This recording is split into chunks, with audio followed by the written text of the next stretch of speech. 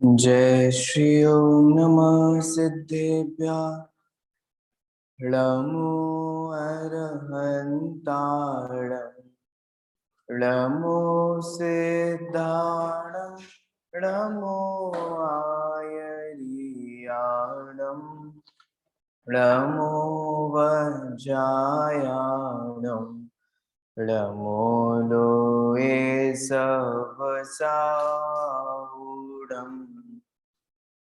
मङ्गलं भगवान् वीरो मङ्गलं गौतमो गणी मङ्गलं कुन्दकुन्दात्यो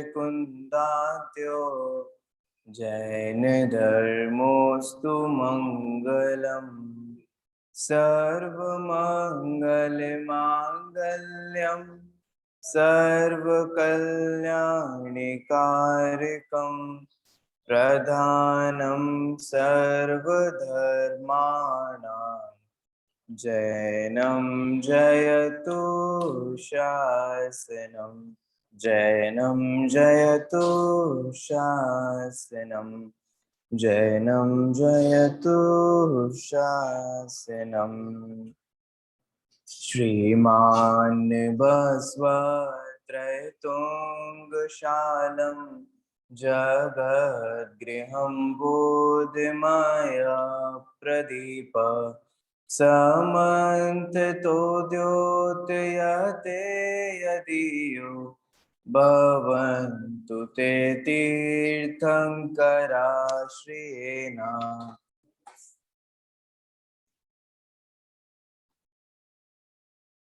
अमित गति आचार्य द्वारा रचित धर्म परीक्षा ग्रंथ, जिसका यहाँ पर अपना चौथा परिच्छेद चल रहा है और कथा चल रही है रक्त मूर्ख बहुधान्य की कथा। मूर्ख का मतलब तो हम सब समझते ही हैं, आज की भाषा में कहें तो पागल आदमी ना, बेवकूफ आदमी, ऐसा व्यक्ति जो उचित कार्य नहीं करता, अनुचित कार्यों को करता है, वह क्या कहलाता है? मूर्ख व्यक्ति कहलाता है। बहुत सारे एक मूर्ख हम पहले भी देख चुके हैं, मुष्टि षोडश न्याय वाली बात। उस मुष्टि षोडश वाले न्याय से आपने क्या सीखा था? दो बातें सीखी थी, ध्यान रखिएगा। सबसे पहली बात, सही बात को भी अगर गलत लोगों के समक्ष कहा जाए तो हमारी विपत्ति का कारण बन जाता है, ठीक है। इसलिए सही बात को भी हमें सही समय पे, सही क्षेत्र पे, सही लोगों के साथ कहना चाहिए। दूसरी बात हमने ये भी सीखी थी कि हमें हमारी गलतियों से सीखना चाहिए। क्या हुआ था वहां पर ये हुआ था कि पहली बार जब उसने एक गांव में कह करके 8 मुक्के खा चुका था, फिर भी वो नहीं सीखा। फिर भी उसने दूसरे गांव में जाकर के चने की बात कही, फिर क्या हुआ? 8 मुक्के उसको और खाने पड़े। तो ये क्या गलती हुई? ये है मूर्ख, जो अपनी गलतियों से नहीं सीखते। तो हमें हमारी गलतियों से भी सीखना चाहिए। ये बात हम यहाँ कर चुके हैं। जब ब्रह्मशाला में ब्राह्मण लोगों ने कहा कि आप तो हमारे को बताइए, हम सब लोग विचार करेंगे, तब मनोवेग कहता है कि भैया 10 प्रकार के मूर्ख होते हैं, अगर आप में से कोई हो तो फिर हम नहीं बोलेंगे कुछ। तो उन्होंने कहा कौन से 10 प्रकार के मूर्ख होते हैं? तो 10 प्रकार के मूर्खों के उन्होंने यहाँ नाम गिनाए, जिसमें से सबसे पहले मूर्ख की कहानी यहाँ चल रही है, रक्त मूर्ख बहुधान्य की कथा। क्या होता है कि एक व्यक्ति होता है जिसकी 2 पत्नियां होती हैं, 2 महिलाएं, स्त्रियां होती हैं। दोनों में क्या अंतर होता है? स्त्रियों में एक स्त्री होती है वृद्धा और दूसरी स्त्री होती है युवती, यंग। विचित्र स्वभाव है, स्वयं चाहे कितना भी बूढ़ा बना रहे, स्वयं चाहे कैसा भी कुरूप बना रहे, स्वयं चाहे कितना भी अच्छा नहीं भी दिखता हो, तो भी उसको सामने वाले को अगर कुछ चाहिए, पार्टनर चाहिए या कोई लड़की चाहिए, तो कैसी मांगता है? एकदम अपने से बहुत बढ़िया मांगता है। ये कैसी विचित्रता है। यहाँ आचार्य ने एक बात समझाई कि जो व्यक्ति, जो जीव, देखो यहाँ कहानी में तो पुरुष का स्त्री के प्रति आकर्षण है। अगर हम और समझना चाहें तो अगर किसी भी स्त्री का ऐसे पुरुष के प्रति आकर्षण है तो उसके साथ भी हमें बराबर ऐसे उल्टा लगा लेना चाहिए। दोनों ही घातक हैं। अगर युवती स्त्री हो और वो वृद्ध पुरुष के साथ शादी करे, अथवा वृद्ध स्त्री हो और वो युवक पुरुष के साथ शादी करे, या संयोग की कामना रखे, तो सारी बातें यहाँ पर जो बताई जा रही है वो कह रहे हैं कि भैया दुख कोई उत्पन्न करने वाली है। उसने क्या किया, उसने अपनी जो वृद्ध महिला थी, वृद्ध स्त्री जो थी, उसका तो त्याग कर दिया, ठीक है, और जो यंग थी कुरंगी, उसका क्या कर लिया, ग्रहण कर लिया, और उसके साथ सुख पूर्वक समय बिताने लगा। सुख पूर्वक माने भोग पूर्वक, और उन भोगों में ही सुख मानने लगा। आचार्य ने एक बात यहाँ कही थी, अपना माल, अपनी चीज चाहे कितनी भी बुरी हो, लेकिन बहुत ऐसे चाव से खाते हैं, चाव से उसको, घर में कुछ भी नहीं हो, भले ही नमक से रोटी खा रहे हो अथवा पराठे से अचार खा रहे हो, लेकिन ऐसे समझते हैं कि हम तो बहुत खा रहे हैं, हम तो बहुत अच्छे हैं। अपना कैसे भी रह रहे हो, नहीं हम तो बहुत अच्छे हैं। अपना बच्चा कैसा, नहीं हमारा है। सहज ही ऐसी प्रवृत्ति होती है, जहां अपनापन होता है वो कैसा भी हो, है ना। ये माताएं बहनें जब अपने बच्चों से ठोकरें खाती रहती है ना, फिर भी सीखती नहीं, एंड में यही बोलती हैं, अरे भैया आप कुछ भी बोलो, आप अब चाहे लड़का कैसा भी हो, चाहे बहू कैसी भी हो, अब चाहे लड़की कैसी भी हो, है तो, है ना। एट लास्ट बात यही अटक जाती है कि नहीं अटक जाती है कि जैसा भी हो, अब है तो हमारे, क्या करें, क्या करें, क्या करें। कल हमने आपको बताया था, याद रखिएगा, जिसे हम अपना मान रहे हैं वो भी हमारा नहीं है, और जो हम अपना मान रहे हैं, माने दो चीजें हैं, एक तो हम ये मानते हैं कि ये हमारा है, दूसरा जिसे हम मानते हैं कि ये हमारा नहीं है। आचार्य देव यहाँ कहते हैं कि जिसके प्रति हम ये भाव रखते हैं कि ये मेरा नहीं है, वो तो मेरा है ही नहीं, लेकिन जिसके प्रति हम ये भाव रखते हैं कि ये मेरा है, वो भी मेरा यानी कि हमारा नहीं होता है। ये विचार करने की बातें हैं। कहानी पर आते हैं, ये बीच बीच में नीतियां भी आ रही हैं, वो भी हम समझते जा रहे हैं। क्या होता है, फिर धीरे धीरे जैसे ही उसको राजा का न्योता आता है, तो राजा का जब न्योता आता है तो उसको जाना होता है, तो वो अपनी पत्नी से ये कहता है कि मैं तुम्हें यहाँ छोड़ करके अपने राजा के पास ऑफिस की ड्यूटी से जा रहा हूँ। समझ में आ रहा है, तो ऑफिस की ड्यूटी से भी जा रहे हैं, तो पत्नी कहती है कि आप हम में भी संग ले चलो, हम आपके बिना रह नहीं पाएंगे, हम आपके बिना जी नहीं पाएंगे।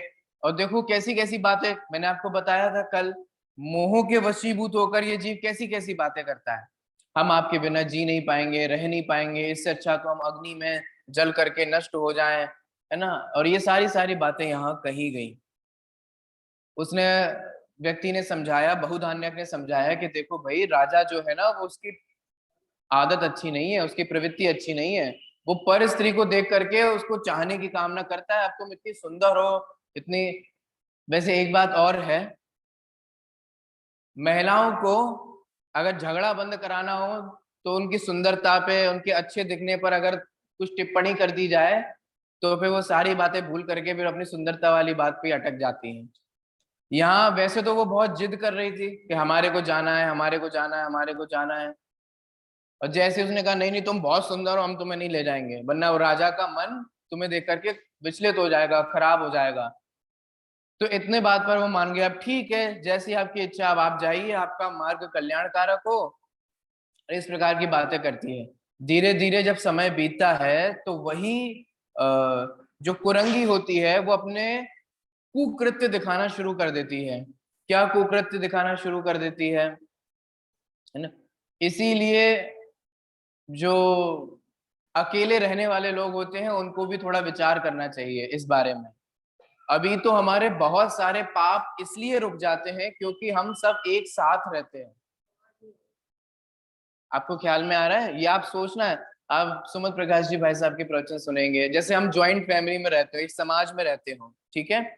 अब जैसे मान लीजिए कि हमारे घर का कोई बच्चा बाहर कोई गलत काम करे, तो क्या होता है, आप सब इतने सारे लोग हो, किसी ने देख लिया तो तुरंत हमारे घर में खबर आ जाती है कि अरे वो आपका बच्चा वहां वहां क्या कर रहा था।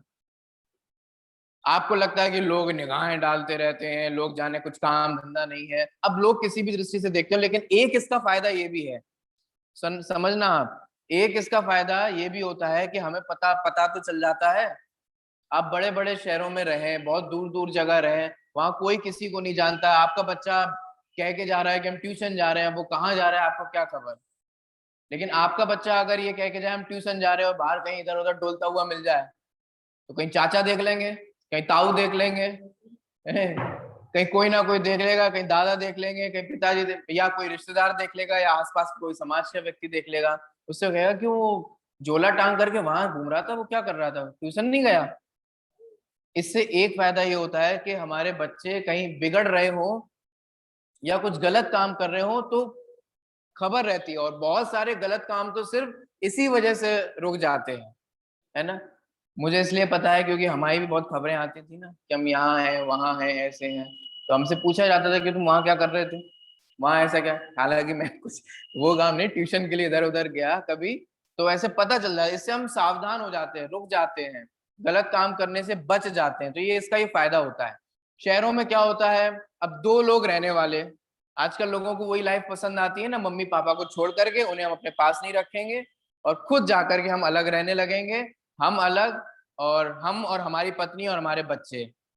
इसका एक घाटा ये है कि कुछ भी गलत घटने के चांसेस बहुत ज्यादा हो जाते हैं। मैं ये नहीं कहूंगा कि सारी स्त्रियां ऐसे गलत भाव वाली होती हैं या कोई भी पुरुष ऐसा गलत भाव वाले होता है, लेकिन गलत होने के चांसेस बहुत बढ़ जाते हैं। क्योंकि आप अकेले होते हो ना, तो अकेलापन आपको गलत कामों में ले जाने के लिए बहुत जल्दी प्रवृत्त कर देता है ना। और पूरा भरा पूरा परिवार हो तो सोचना पड़ता है, समझना पड़ता है। तो ये बात समझने की है। पति ऑफिस चला गया, अब वो ऑफिस के कामों से वहां बिजी है, अब घर पर के अब वो अकेली है, वो अकेली, सारी सारी चीजें हैं। पति व्यस्त भी होता है। अब विचार करने की बात समझना, मैं अब बात का छेड़ दी है तो मैं पूरी आपको एक्सपेक्ट समझाने की कोशिश कर रहा हूँ।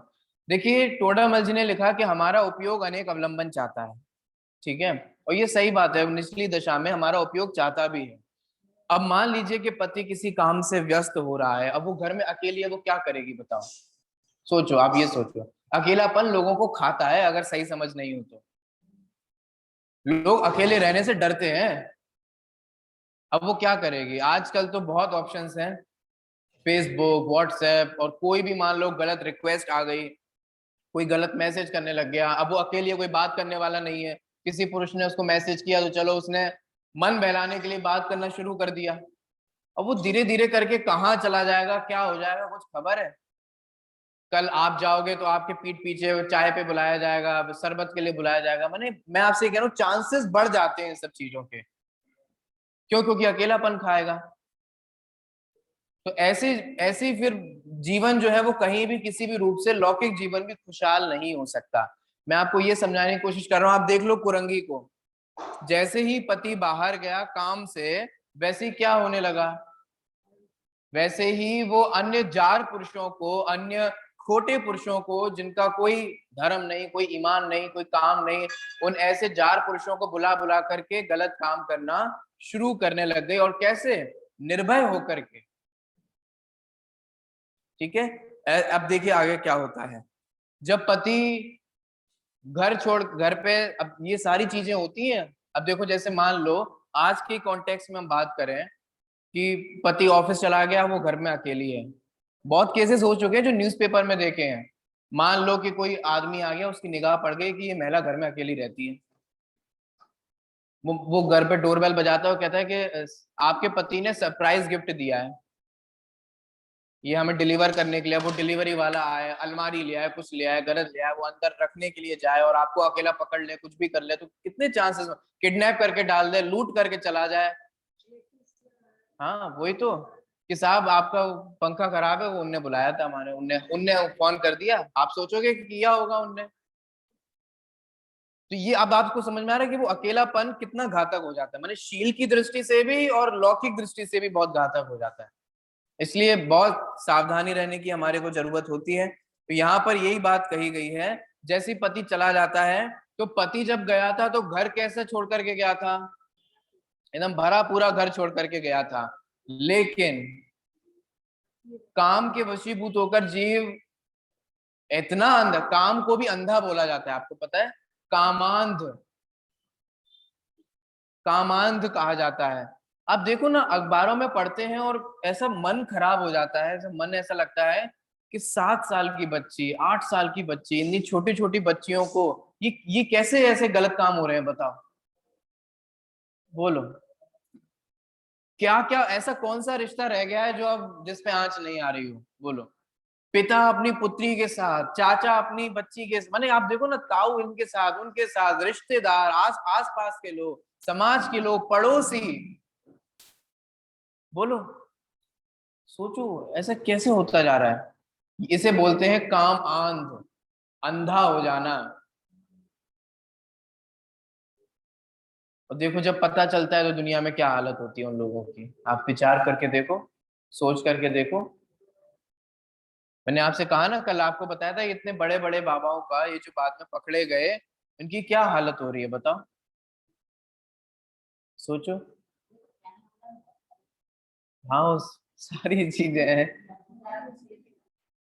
तो ये समझ में आ रहा है आप लोगों को? तो यहाँ इन सब प्रकरणों से हमारे को ये समझ, मैं आपको क्या, काम आंध, ये कुरंगी इतनी अंधी हो गई कि जार पुरुष इसको ठग रहे हैं। आपको याद है ऐसे पुरुष में वो चारू दत्त की कहानी बहुत फेमस है। क्या हो रहा था चारू दत्त के साथ? यही तो हो रहा था, अंधे हो रहे, कुछ समझ ही नहीं आ रहा।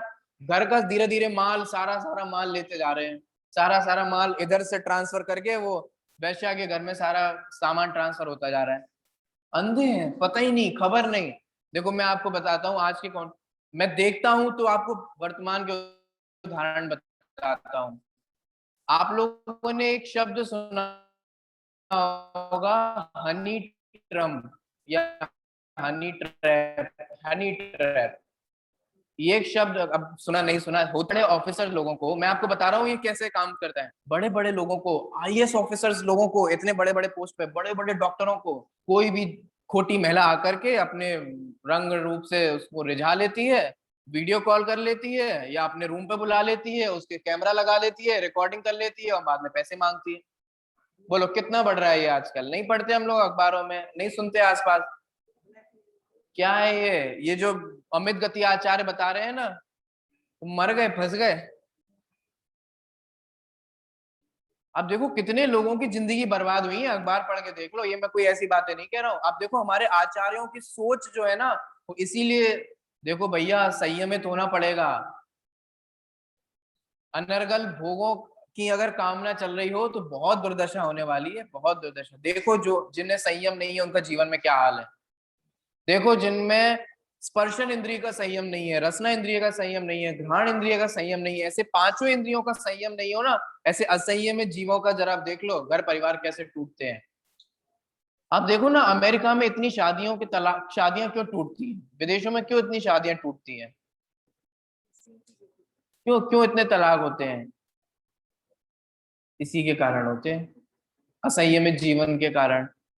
अब खूब तलाक करे जा रहे हैं, 60 70 80 वर्ष में, 60 60 वर्ष में अकेले घूम रहे हैं, बच्चे साथ नहीं रह रहे। आप देखो ना कैसे प्रेम होगा बच्चों में?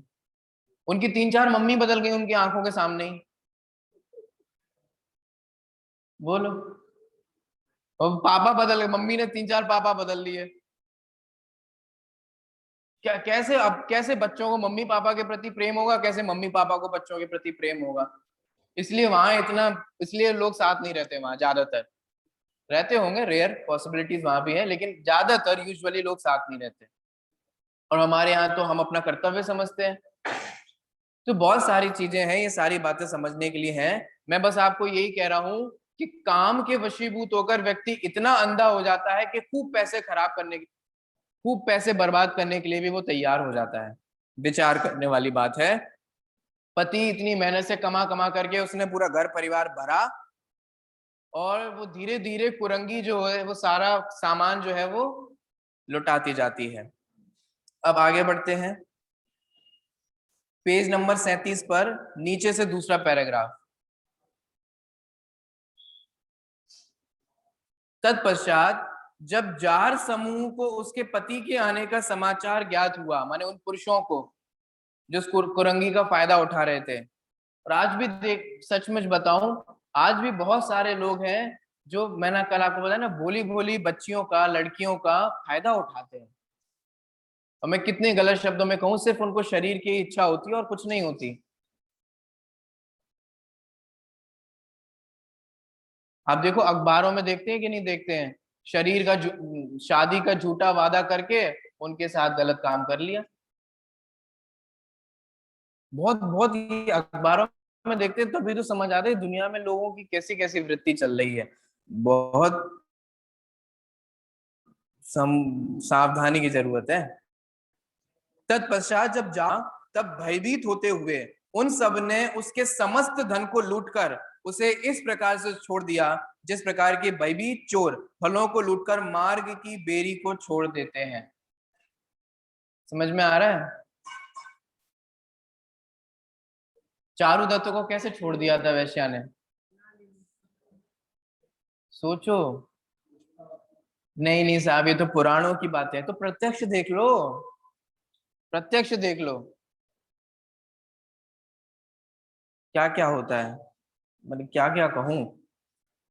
तो सारा सामान उससे ले लिया सारा, इसका मतलब वास्तव में तो उन्हें भोगों की ही कामना थी, भोगों की पूर्ति हुई और सारे धन प्राप्त कर लिया और सब उसको छोड़ दिया। तब कुरंगी ने पति के आने के समय को जानकर अपना ऐसा वेश बना लिया कि जैसा कि वह उत्तम पतिव्रता जनों का हुआ करता है। विचित्रता है। फिर वह लज्जा करती हुई भवन के भीतर स्थित हो गई, जैसे कि बहुत शीलवान हो। ठीक है, धोखा देना यह स्त्रियों के स्वभाव से ही होता है।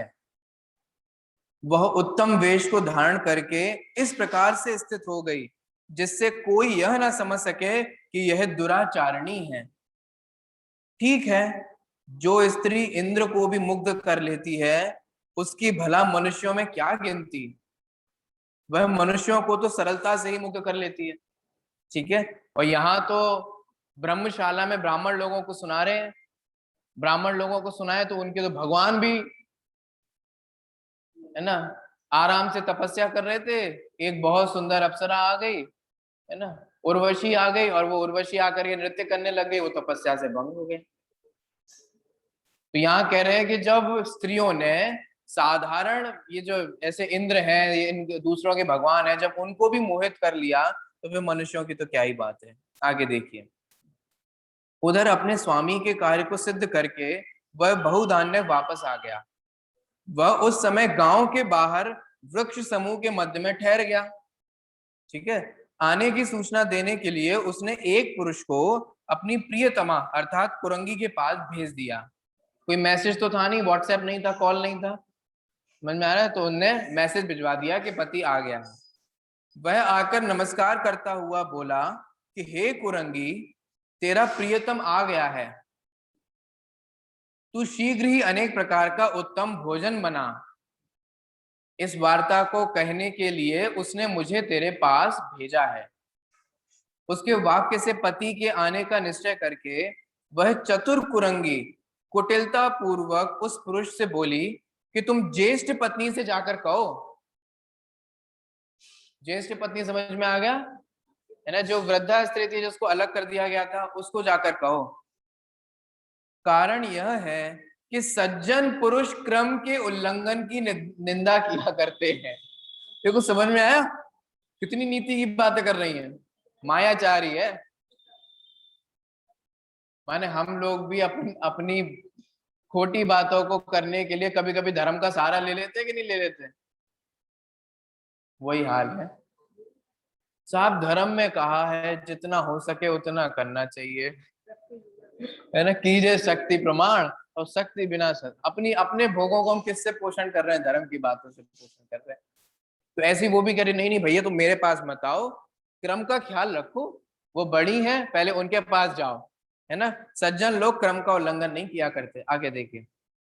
इस प्रकार कहकर वह उसके साथ आई और बोली कि हे पूज्य सुंदरी, तुम्हारे पति वापस आ गया है, तुम उसके लिए बहुत रसों से संयुक्त भोजन बनाओ, वह तुम्हारे घर पर भोजन करेगा। ठीक है, आगे। यह सुनकर सुंदरी उस कुरंगी से बोली कि हे मधुर भाषण करने वाली कुरंगी, मैं उज्जवल वर्ण वाले यौवन के समान भोजन को बनाती तो हूं, किंतु यह तेरा पति यहां भोजन करेगा नहीं। तो समझ में आ रहा है? यह सुनकर कुरंगी ने कुछ हंसकर फिर से कहा कि हे पूज्य, यदि वह सचमुच में मुझे प्यारी मानता है तो मेरे कहने से वह तुम्हारे घर पर भोजन करेगा। आ रही मोह की विचित्रता समझ में आ रही?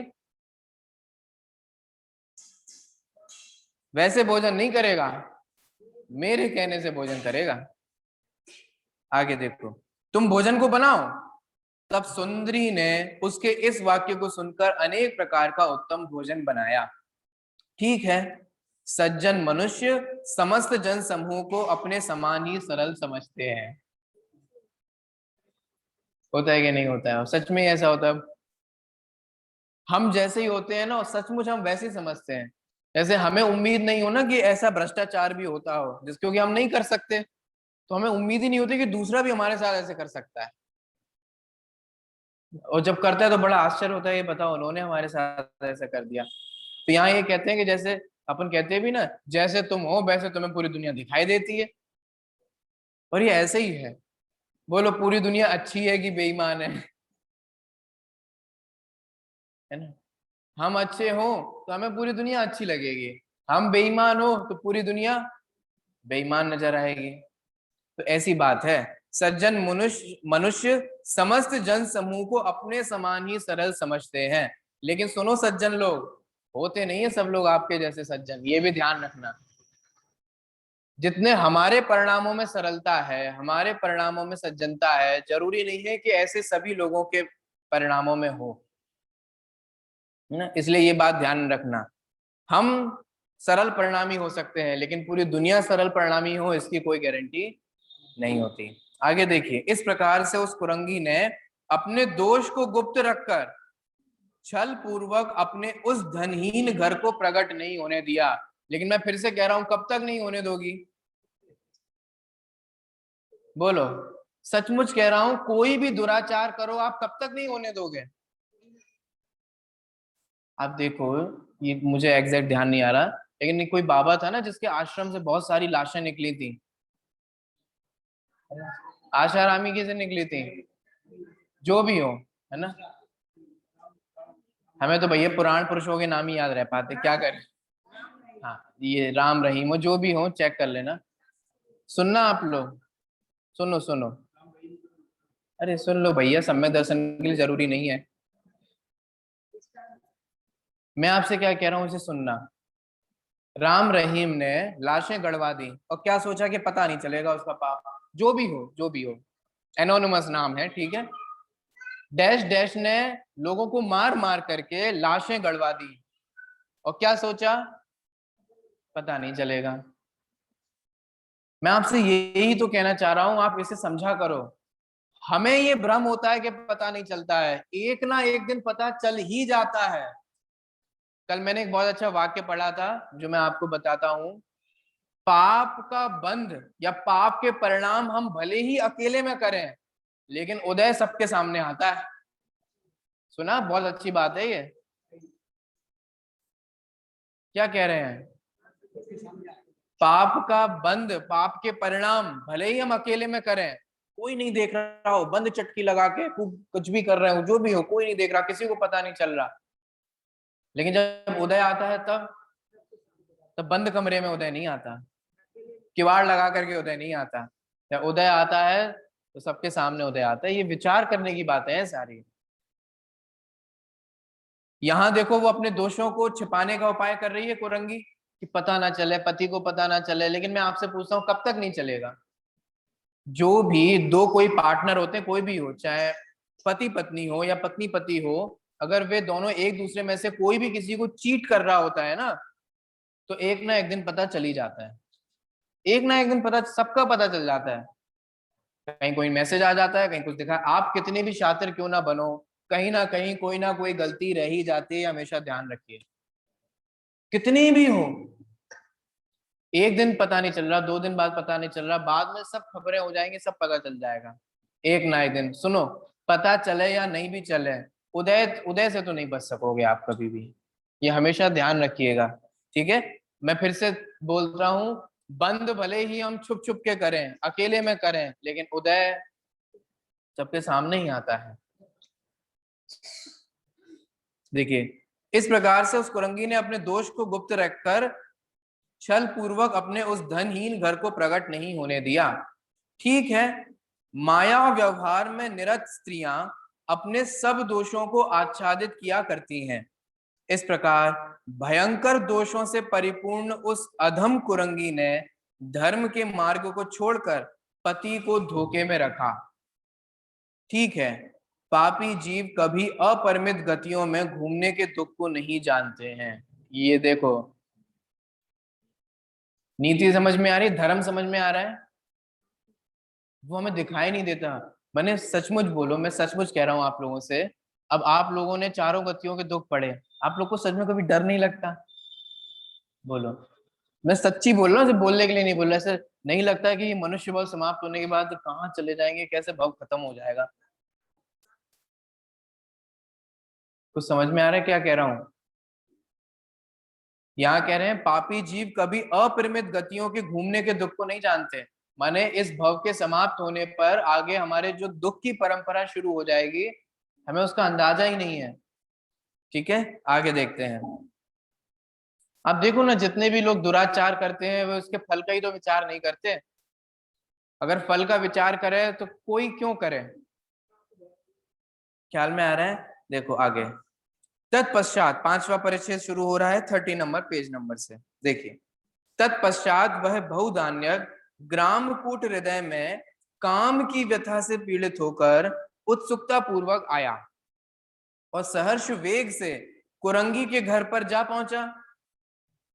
वह मूर्ख, मेघों से रहित आकाश एवं पूर्ववासी जनों से रहित उत्तम नगर के समान धन धान्यादि से रहित कुरंगी के उस घर को देखता हुआ भी चूंकि मन में उसके मुख रूप कमल के देखने में अतिशय व्याकुल था, अतएव उसे वह घर चक्रवर्ती के घर से भी अधिक संपन्न दिखा।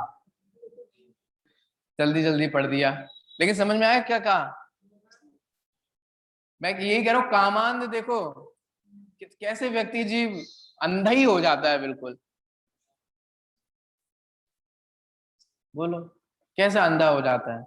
आप विचार करके देखो, जगत में पत्नी के आने पर अपनी मम्मी के साथ, अपने पिता के साथ गलत व्यवहार करना, ये सब क्या है?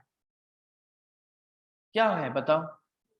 जिस माँ ने अभी तक सारी सेवा करी, सारा भाव रखा, सारे माने जितनी भी अनुकूलता रखी उन्होंने, माता पिताओं ने पूरा पूरा ध्यान रखा, वो अचानक से ही उनके साथ ऐसा कैसे हो जाता है?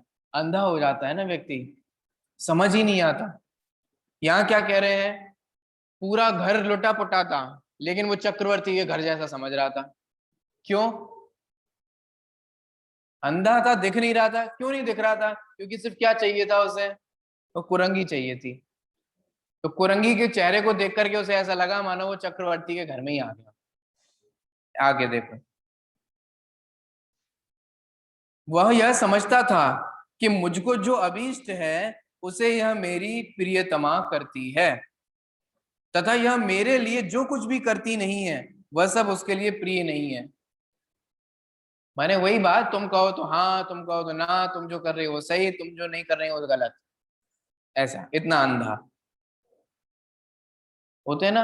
अपने बच्चों को, अगर आपका लड़का या आपका बच्चे कान के कच्चे हों, कान के कच्चे समझते हो, तो जो बहू भर देगी वो वही मान लेगा, और इतनी साल से जो मम्मी के साथ रह रहा है वो मम्मी उनको दुष्ट लगने लगती है।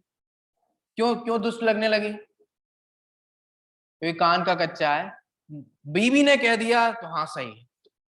अरे भाई, तुम जो फरमान सुनाते हो, क्या जगत में कोई भी कोर्ट एक एक तरफा बात सुन के कभी कोई फरमान सुनाता है? कुछ ख्याल में आ रहा है क्या? जगत में जब भी न्याय होता है तो क्या एक पक्षी बात सुनी जाती है? आपको पता है, चाहे कितना भी भरा, आपको पता, ये रेपिस्ट भी होते हैं ना, इनको भी हक होता है अपनी बात कहने का। इनके भी वकील होते हैं। आपको कुछ समझ में आ रहा है मैं क्या कहने की कोशिश कर रहा हूं? माने इनके खिलाफ तो वकील होते ही हैं, लेकिन इनकी वकालत करने वाले, इनका इनका पक्ष भी बताने वाले भी वकील होते हैं। माने मैं क्या कहना चाह रहा हूं, न्याय, जब न्याय की फॉलो ही इसी प्रकार से होता है कि दोनों बातों को सुनना। लेकिन हम अक्सर क्या करते हैं, कान के कच्चे हम सभी होते हैं, एक तरफा बात को सुनकर के या किसी एक पक्ष की बात को सुनकर के हम उसे ही क्या मानने लग जाते हैं? सच मानने लग जाते हैं। वो आया जैसे ही पत्नी ने साइड में बुलाया, पहले कान में भर दिया। अब वो ये भी विचार नहीं करती कि वो दिन भर से थका आ रहा है ना, वहां ऑफिस में उसको किन किन लोगों का सामना करना पड़ता है, दुकान पे कैसे कैसे अजीबोगरीब ग्राहक आते हैं। बोलो, थोड़ा इतना तो विचार करो, इतना तो देखो, वो दिन भर का थका आ रहा है, तुम घर की अपनी अलग रामलीला सुनाने में लगे। कुछ विचार नहीं करते, कुछ भी नहीं विचार करते हो, जैसे सुना उसे जो समझ में आता है वो पत्नी के प्यार में अंधा होकर के उसे जो लगता है वो करा जाता है। इसे बोलते हैं अंधा होना। यहाँ ये देखो कह रहे हैं ना, कहाँ गया, क्या समझता था वो बहुधान्य, कि पत्नी जो कर रही है वो मेरा भले के लिए कर रही है, और मेरा भला उसी में है बस जो मेरी पत्नी कर रही है। जो मेरी पत्नी नहीं कर रही है इसका मतलब मेरा उसमें भला है ही नहीं। जिनके नेत्र राग से अंधे हो रहे हैं, देख रहे हो, देख लो, जिनके नेत्र राग से अंधे हो रहे हैं वे मनुष्य यदि किसी दूसरे को नहीं देखते तो यह कुछ आश्चर्य की बात नहीं है, क्योंकि वे तो अपने आप को भी नहीं देखते। कितनी सुंदर बात, अपने हित हित का भी नहीं जानते। दोनों बातें लगा सकते हैं। मैं आपको समय सार की गाथा बताऊं इस संदर्भ में। समय सार में कुंद कुंदाचार्य का भी आपको याद आ जाएगा कि जो जीव को नहीं जानता वो पुद्गल अजीव को भी नहीं जानता, और जो अजीव को भी नहीं जानता वो जीव को भी नहीं जानता। समय सार में कहा है, जो अगर आप इस अजीब को नहीं जानते ना तो आप जीव को भी नहीं जानते, क्योंकि जीव अजीब का सम्यक स्वरूप जानना बहुत जरूरी है। यहाँ किस प्रकरण में कहा जा रहा है, यहाँ इस प्रकरण में कहा जा रहा है कि जो अपना हित नहीं समझता ना वो दूसरे का हित भी नहीं कर पाता। इसीलिए तो जगत में लोग हित के नाम पे तंबाकू खिलाते हैं, इसीलिए तो जगत हित करने के नाम पर वे लोगों को मदिरा पान कराते हैं। क्यों? क्यों? क्योंकि तुम्हें यही नहीं पता कि तुम्हारा हित किसमें है। सुनो सुनो, अगर किसी का भला चाहने से पहले ये समझ लो कि मेरा भला किसमें है। ख्याल में आ रहा है कि नहीं आ रहा है? जिससे अपने हित की खबर नहीं होती वो कभी दूसरों का हित नहीं कर सकता। Point to be noted.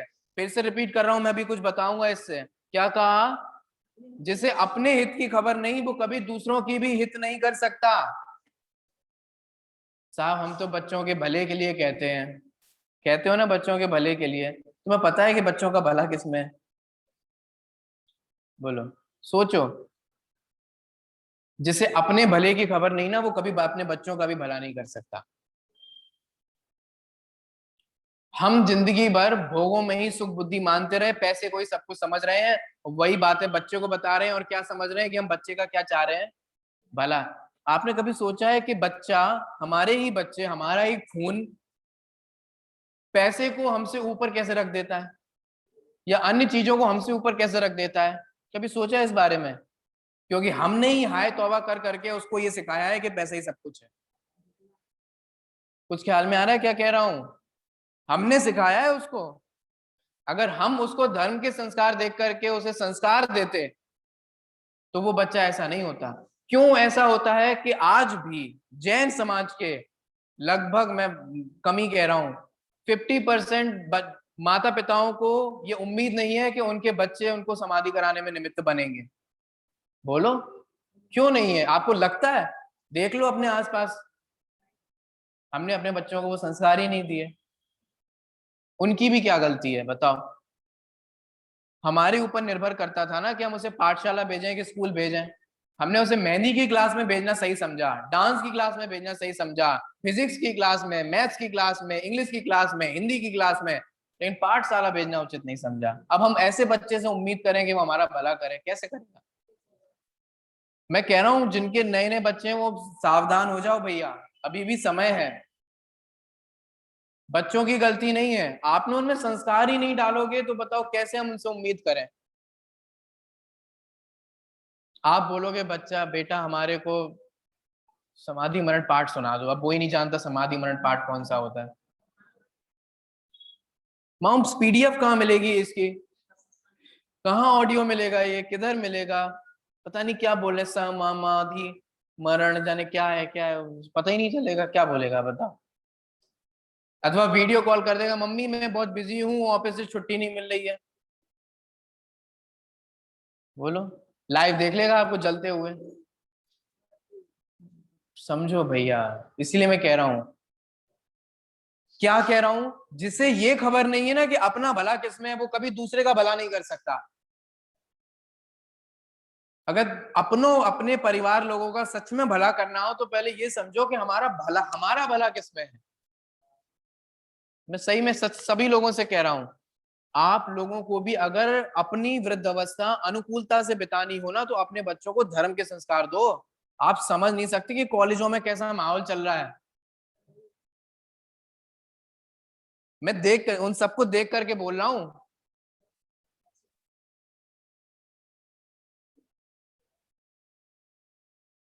वरना फिर बाद में पछताने से क्या होगा।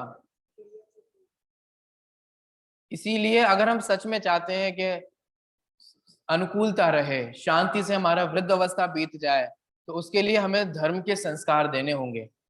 बहुत कुछ है, आप इतने इशारे से ही समझ जाइए, वही बढ़िया है। मैं क्या, इस लाइन को मुझे दोबारा पढ़ना है, मुझे बहुत अच्छी लगी, मैं फिर से पढ़ूंगा इसे। जिनके नेत्र राग से अंधे हो रहे हैं, वे मनुष्य यदि किसी दूसरे को नहीं देखते तो ये कुछ आश्चर्य की बात नहीं है, क्योंकि वे अपने आप को भी तो नहीं देखते। दो अर्थ ले सकते हैं, एक तो अपने आत्म स्वभाव को नहीं देखते, खुद की खबर नहीं है, दूसरों की क्या खबर रखोगे। साहब बिन ने ये कर दिया, बिन ने ये कर दिया, तुम्हें ये पता है कि तुम कौन हो? सचमुच तुम्हें खबर है इस बात की कि हम कौन हैं? क्योंकि वे तो अपने आप को भी नहीं देखते और अपने हित अहित को भी नहीं जानते। आगे बढ़ते हैं। रक्त, रक्त माने रागांध, राग से जो अंधा हो गया है उसे क्या कहते हैं? रागांध अथवा रक्त। रक्त अर्थात मनुष्य धर्म, नहीं, रक्त अर्थात रागांध, मनुष्य धर्म, अनुष्ठेय कार्य। देखो, मनुष्य धर्म माने मनुष्य के लिए करने वाले, एक जो हम कहते हैं ना ह्यूमैनिटी, मानवता, इंसानियत, वही खोते जा रहे हैं। और देखो, अनुष्ठेय कार्य, अनुष्ठेय माने करने योग्य कार्य, अनुष्ठान, सुख, गुण, हे एवं उपादेय वस्तु, यश तथा धन और घर के विनाश को भी नहीं जानता। माने राग से अंधा व्यक्ति को नहीं पता कि मनुष्य का धर्म क्या है। राग से अंधा व्यक्ति, हम बच जाएं, हमारा परिवार बच जाए, हमारे शरीर को कुछ नहीं हो, दूसरा मरे तो मरता जाए। कुछ समझ में आ रहा है क्या कह रहा हूँ? राग से अंधे होकर के हम सिलेंडर अपने घर में रख लें, दूसरा वो वहां कमी होती जा रही है, लोग मरते जा रहे हैं, वो नहीं दिखता। बोलो, इतनी तो इंसानियत होनी चाहिए ना हमारे को, कि हमें अगर जरूरत नहीं है तो हम दे दें। कुछ आ रहा है कि नहीं आ रहा है? मैं क्या कह रहा हूँ, समझ में आ रहा है? राग में इतने अंधे हो जाते हैं कि सामने कोई तड़प रहा हो तो वो भी नहीं दिखाई देता। इंसानियत का धर्म समझ नहीं आता। क्या करने, अपन को करने दो, दूसरों को भोगने दो, हम क्या करें, ऐसे क्या क्या करके हम छोड़ देते हैं। इंसानियत भी नहीं। ये राग से अंधे होकर के मनुष्य धर्म भी भूल जाता है। करने योग्य कार्य कहाँ है, सुख कहाँ है, हे क्या है, उपादेय क्या है, यश कहाँ होगा, धन, मैंने कुछ भी विचार नहीं करता। आप देखो, कुरंगी ने कुछ विचार किया एक भी चीजों के बारे में इसमें? कि मैं पत्नी हूं, मैं अपने पति को चीट कर रही हूं तो गलत कर रही हूं, अथवा कोई पति अपनी पत्नी को चीट कर रहा है तो वो गलत कर रहा है। इतना अंधा हो जाता है कि सामान्य धर्म भी समझ नहीं आता। माने हम क्या कार्य कर रहे हैं, किस पदवी पे हो रहे हैं, बोलो। 60-60 साल की उम्र हो गई, 50-50 साल की उम्र हो गई है, गलत काम कर रहे हैं घर में, बोलो हमारी क्या इमेज रह जाएगी? बहुएं हैं, बच्चे हैं, बेटे हैं, बोलो क्या इमेज रह जाएगी? धीरे धीरे जब समाज के लोगों को पता चलेगी तो क्या रह जाएगी हमारा यश? बोलो। जहां हम एक तरफ जय जिनेंद्र जय जिनेंद्र जय जिनेंद्र करके निकलते थे, वहीं कौन करेगा जय जिनेंद्र? मैंने, आप देखो कैसी एक दृष्टि में वो सारा सब नष्ट हो जाता है कि नहीं हो जाता है, एक एक एक नजर में ही उतर जाता है। देखो, लेकिन विचार ही नहीं करते। आप सोच नहीं सकते, जितने भी ये रेप करने वाले होते हैं इनको बाद में बहुत गिल्टी होती है। आप सोचो तो, जब ये निकलते हैं तो लोग कैसे इनके ऊपर क्या क्या भाव रखते हैं। निर्भया वाले जो केस में बहुत फेमस हुए ना, ऐसे सभी के। आप सोचो, मान लो कोई अपनी, एग्जाम्पल के लिए कोई अपनी बीच का व्यक्ति ऐसा निकला तो अपन को बोलो कैसा लगे? जब अपने सामने से वो गुजर जाए तो बोलो लोगों की दृष्टि कैसे हो जाए? आप सोच सकते हो कितना परिवर्तन आ जाता है उसके जीवन में। विचार ही नहीं करते। थोड़े क्षण के काम में अंधे होकर के हम कैसे कैसे काम कर लेते हैं। विचार करो भैया, एक पाप करते हैं फिर एक पाप को छुपाने के लिए दूसरा पाप करते हैं। लोग क्या करते हैं कि पहले तो उसके साथ गलत काम कर देते हैं, फिर बाद में उसकी हिंसा कर देते हैं, बाद में फिर झूठ बोलते हैं, और आप देखो सब पकड़े जाते हैं। कितनी भी होशियारी से जो भी करते हो, लेकिन एट लास्ट क्या दिखाई देता है अपन को, सब पकड़े जा रहे हैं। इसलिए देखो, अंधे मत बनो। रागी मनुष्य पराधीन सुख को तो स्वीकार करता है और आत्माधीन स्वाधीन निराकुल सुख को छोड़ता है। बोलो, अब इस पे ही बहुत विचार किया जा सकता है। गजब है। हमें चौका चूल्हा करना आसान लगता है, आत्मानुभव करना कठिन लगता है। बोलो,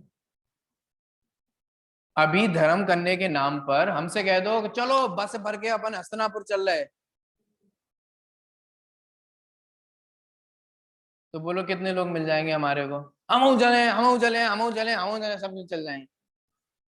अपन कहे कि चलो अपन स्वाध्याय सुनने के लिए चल रहे हैं, प्रवचन सुनने के लिए चल रहे हैं, हम नहीं चलेंगे, हम नहीं चलेंगे। देखो, पता है क्यों? क्योंकि हमने कभी नया सीखना अपनी लक्ष्य नहीं बनाया। सच सच बताना, आप किसी यात्रा करके आते हो, क्या नया सीखा? मैं यात्रा करने को बुरा नहीं बता रहा हूं, आपको पहले ही बता रहा हूं। यात्रा करने के बाद आपने क्या नया सीखा? बोलो। कुछ नहीं। गए तो ओ अल्लाह ओ अल्लाह ओ अल्लाह करते हुए गए, लौट के आए तो ओ अल्लाह करते हुए लौट के आए, और खूब झूम झूम के नाच लिया। तो बारात में ही नाच लेते। विचार करो भैया, विचार करो। हमें यात्रा को भी जाना है, लेकिन हम किस चीज को मुख्य रख रहे हैं हमें वो खबर नहीं है। हमें हुले लैला पसंद आता है। अरे यात्रा को जाओ बहुत अच्छे से, भावों से भक्ति करते हुए, विचार करते हुए, ये सब करो। महावीर जयंती के नाम पर बोलो क्या क्या याद आता है हमारे को? खा लेते हैं और फिर यात्रा निकाल लेते हैं, यात्रा में भी खा लेते हैं। बीच बीच में इतना खाना है हमारे को, बोलो देखो। माने वो 1-2 घंटे की यात्रा, जितने भी देर की यात्रा होती हो, हम इतने लोलुपी हो गए हैं कि नहीं, हमसे नहीं रहा जाता। यहाँ आइसक्रीम चाहिए, फिर वहां लड्डू चाहिए, फिर उधर वाले पेड़ा चाहिए, फिर बीच में शरबत चाहिए, फिर उधर मैंगो शेक चाहिए, उधर ग्लूकोज चाहिए। क्या है ये? क्या है ये? लोगों के सामने लोग सोचते हो, कभी कभी मैं सोचता हूँ जैनी लोग बड़े खाते हैं, खाने के बिना रहे नहीं। इतनी छोटी सी यात्रा होती है और हमें हर बीच में कुछ ना कुछ खाना है। ना बांटने वाले ये सोचते हैं कि हम क्या बांट रहे हैं, ना नाचने वाले ये सोच रहे हैं कि हम किस में नाच रहे हैं। उन्हें लगता है बारात में ऐसे नच लिए, महावीर जयंती में भी ऐसे नच लिए। अरे भाई, भावों में कितना परिवर्तन होता है। मैं क्या कहना चाह रहा हूँ, आप लोग समझने की जरा कोशिश करिए। आयोजनों में अपने विषय पोषण मत कीजिए। कम से कम धर्म के पर्वों के समय तो हम धर्म का माहौल बनाएं। क्या कह रहा हूं मैं? 10 लक्षण पर्व में भी हमारी ज्यादातर रुचि किस बात में होती है? रात में प्रोग्राम हो जाए, हुला लैला हो जाए, बस। है ना? ये मैं क्या कह रहा हूं, देखो समझना। कोई भी इंटेलेक्चुअल व्यक्ति होगा ना, वो हमेशा ये समझेगा कि इसको करके मुझे कोई नई बात समझ नहीं आई। फॉर एग्जाम्पल, भगवान महावीर की जयंती मना रहे हैं, 10 लक्षण पर्व मना रहे हैं। बोलो इस बार के 10 लक्षण पर्व में आपने क्या नया सीखा? बोलो क्या? वो भैया जी आए थे, उन्होंने नया वाला गेम करा दिया, वो सीख लिया।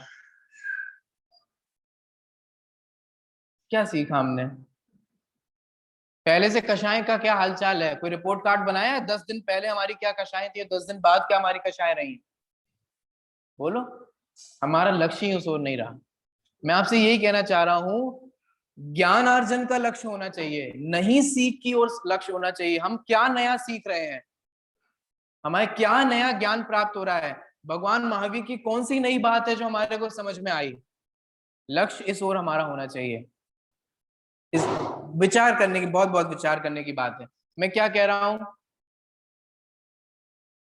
रागी जीव को, अमित गतियाचार्य क्या कह रहे हैं, रागी जीव को पराधीन सुख आसान लगता है और स्वाधीन सुख कठिन लगता है। विचार करो, विचार करो, समय आपका हो गया, इस पे बहुत विचार किया जा सकता है। बोलो, मैं आपसे कह रहा हूं ना, हम लोगों को तत्व समझना कठिन लग रहा है, आत्मानुभव कठिन लग रहा है, बातें करना सरल लगता है, बातें बनाना सरल लगता है। विचार करो भैया, एक भजन में आता है, सबसे सरल है निज पद को पाना। अभी समय हो गया है, इसकी चर्चा अपन कल करेंगे, अभी की बात यहीं विराम देंगे, विचार करेंगे। सहजानंदी शुद्ध स्वर अविनाशी में आत्म स्वरूप, सहजानंदी शुद्ध स्वरूप अविनाशी में आत्म स्वरूप, सहजानंदी शुद्ध स्वरूप अविनाशी में आत्म स्वरूप, देह मरे पर